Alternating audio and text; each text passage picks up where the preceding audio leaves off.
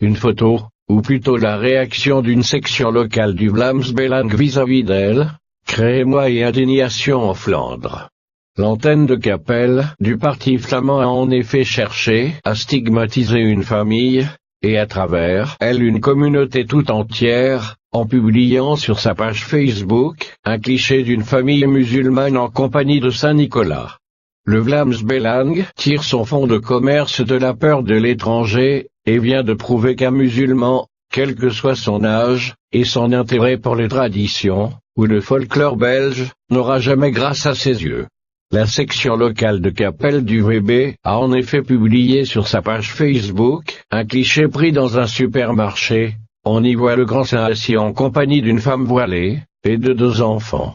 En légende, on pouvait lire, dès qu'il y a moyen d'obtenir quelque chose, ils balancent vite leurs principes, et les préceptes de leur foi par-dessus bord. Insinuant que la famille souriante n'acceptait cette tradition que pour profiter de cadeaux ou bonbons gratuits.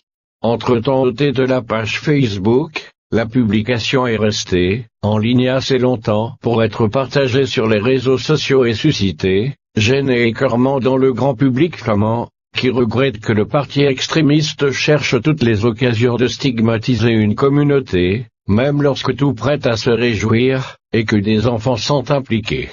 Zueldomir blessé, aussi répugnant que les fous de Dieu, la secrétaire d'État pour l'égalité des chances, Zueldomir Ndwea, n'est-elle non plus pas passée à côté de cette tentative de propager la haine de l'autre, et a réagi dans une intervention écrite très personnelle.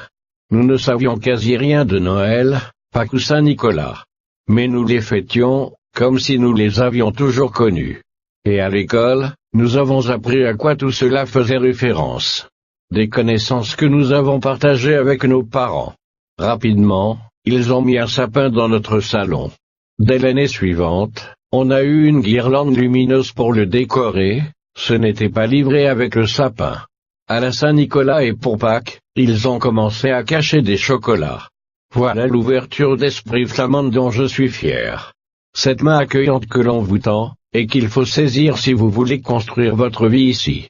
En ce qui me concerne, j'estime que des publications, comme celles-ci sont aussi répugnantes et inappropriées que celles des extrémistes religieux, qui estiment que l'on ne peut pas célébrer les fêtes d'autres religions, ou écouter de la musique.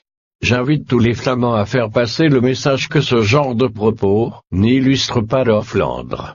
Merci de partager, c'était l'ému sur Facebook. On ne peut pas contrôler tous nos mandataires, du côté du siège du Vlaams Belang, on dédramatise la portée de la polémique, et on renvoie l'ascenseur vers Capelle, en jouant à nouveau sur la peur au passage. La section locale de Capelle a reçu énormément de menaces suite à cette publication, et a donc décidé elle-même de l'enlever, explique le parti à la VRT.